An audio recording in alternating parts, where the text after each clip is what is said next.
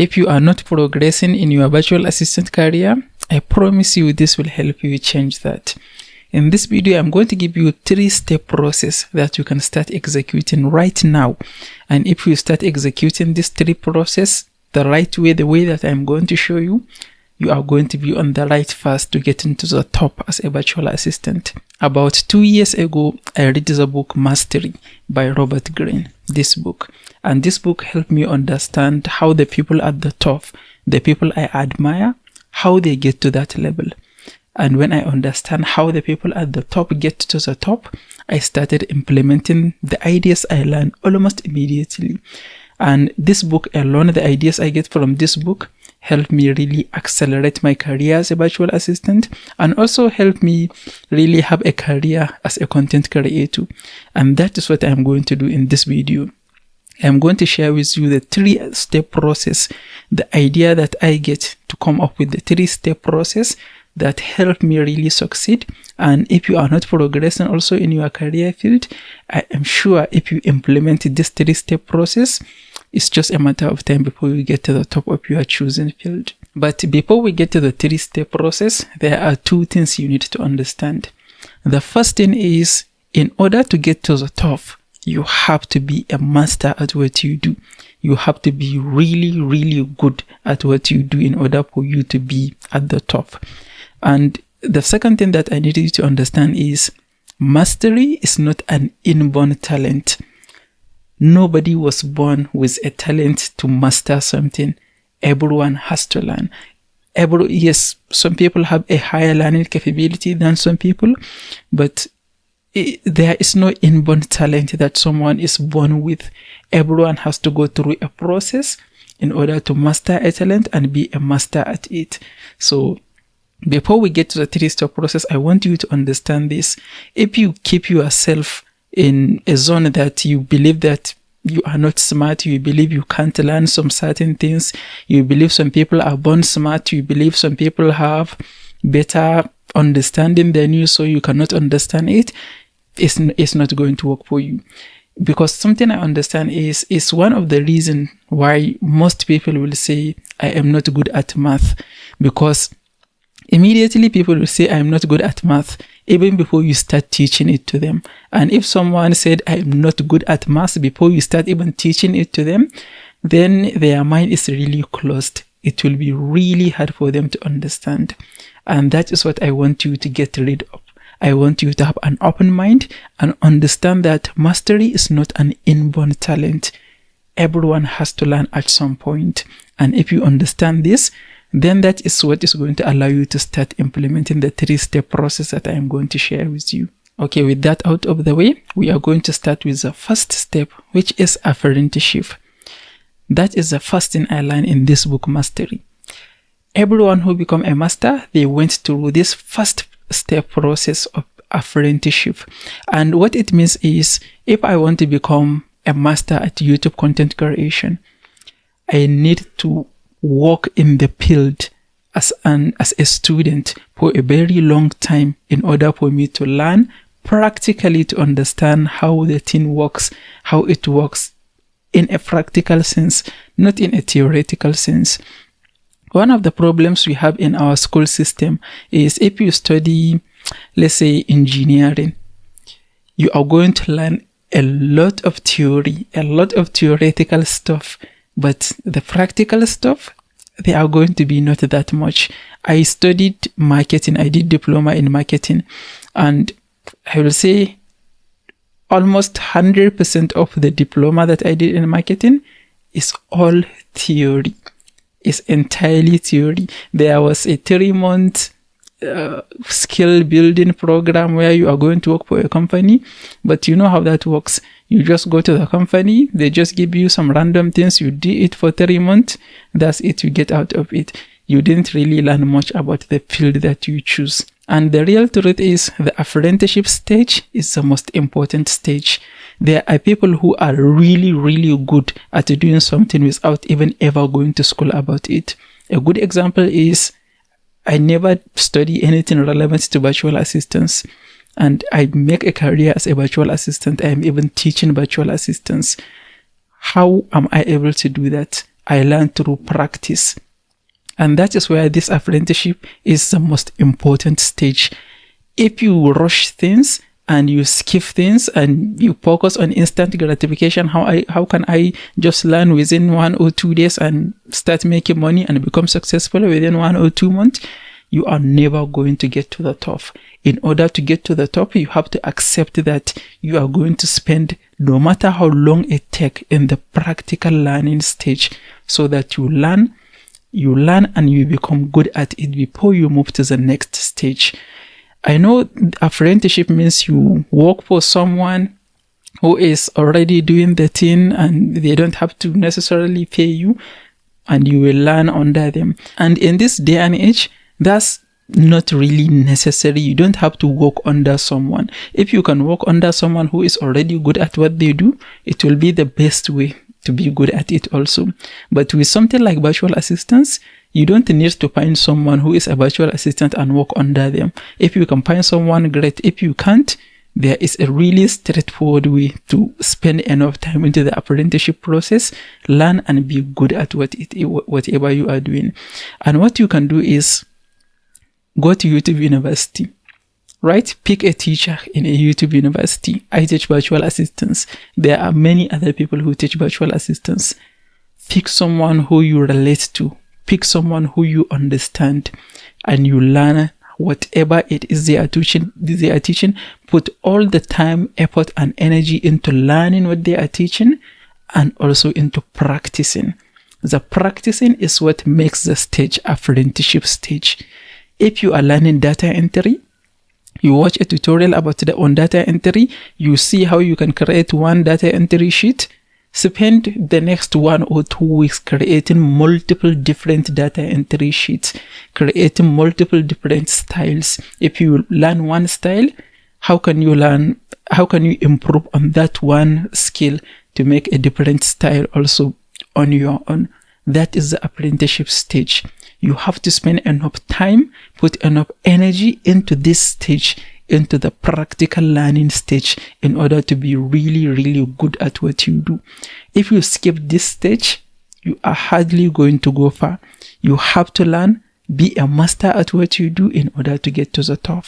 And this is the most important stage. And the next stage is creative learning. Creative learning is similar to what I just mentioned, practical experience, but there is a difference.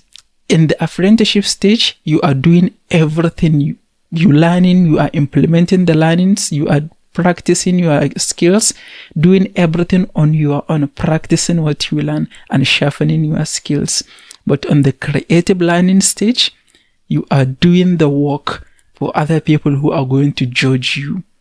Right? If you are creating, you are just learning tutorials and practicing on your own, creating different styles, expanding your skills, that is all on your own. But the creative learning stage is where you are going to get your skills judged. And how can you do that? The best way to start at this stage is make sure you have a decent level of skill in what you choose to start offering to clients. And then this stage is start reaching out and start finding people who are going to accept your pre-work offer.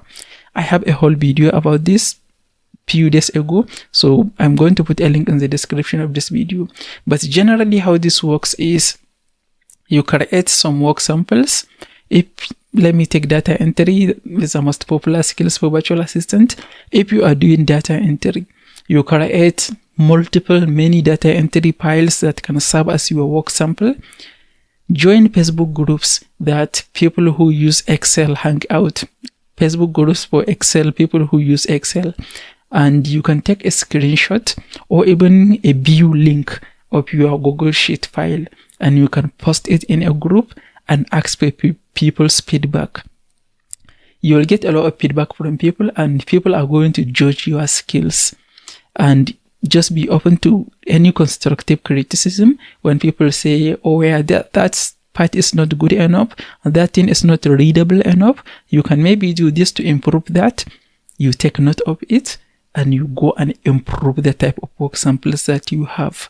You can also find people who are more likely to accept your pre-work offer, and you send them the samples that you have, and you offer to do some work for them for free in exchange for a testimonial and a chance for you to improve your skills.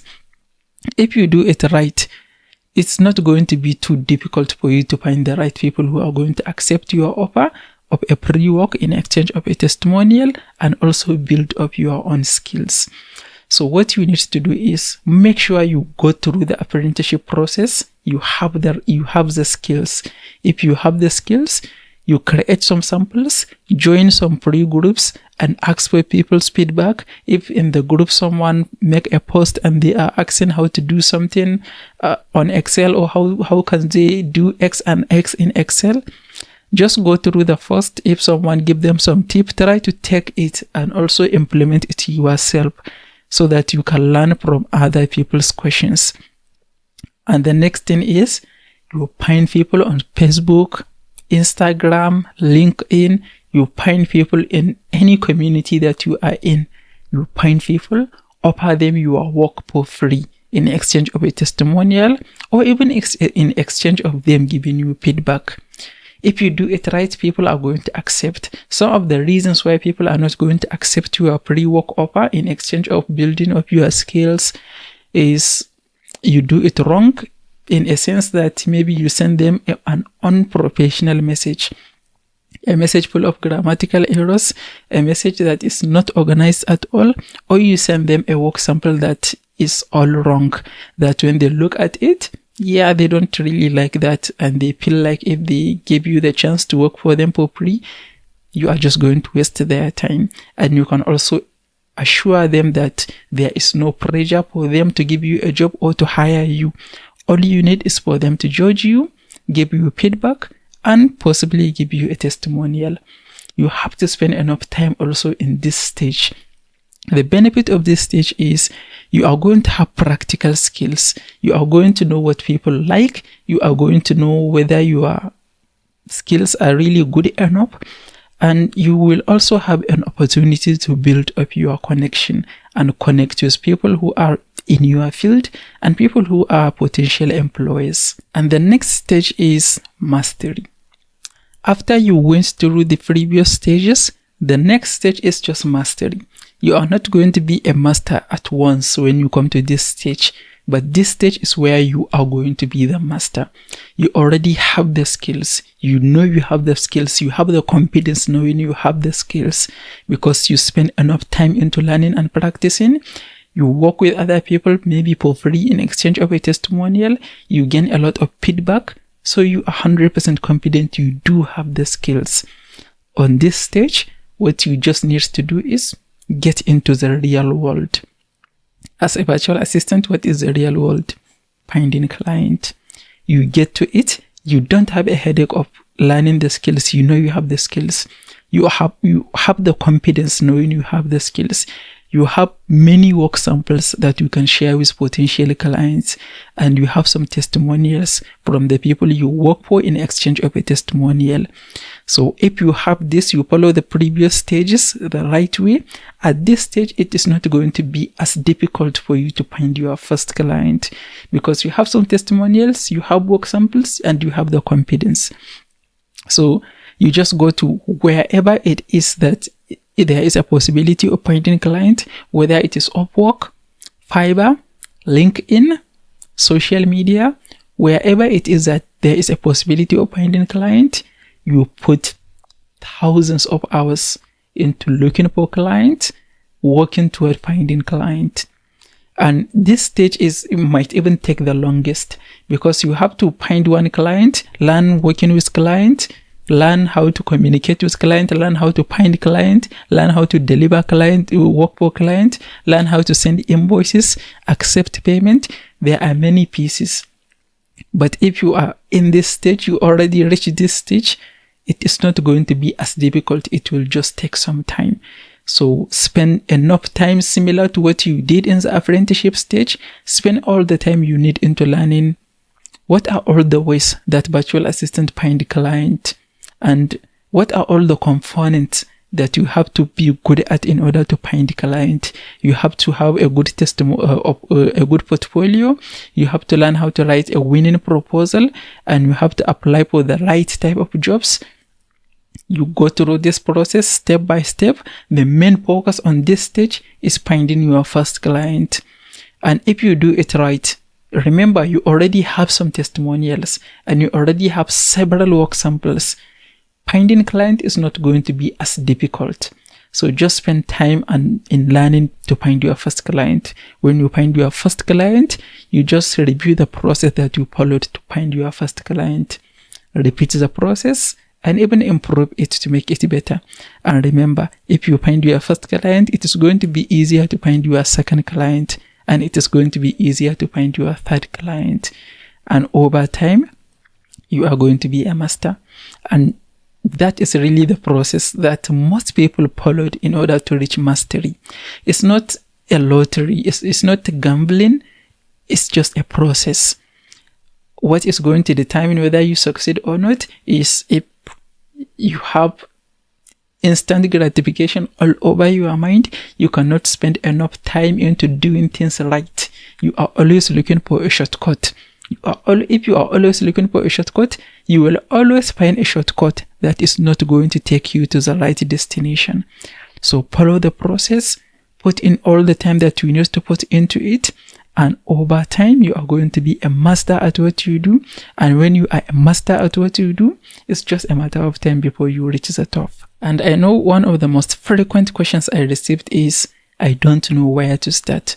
And if that is the thing, you don't know how to get started, watch this video. I have a checklist, one step after another, on what you need to do to get started. Do this, then you do this, then you do that. It's a complete checklist.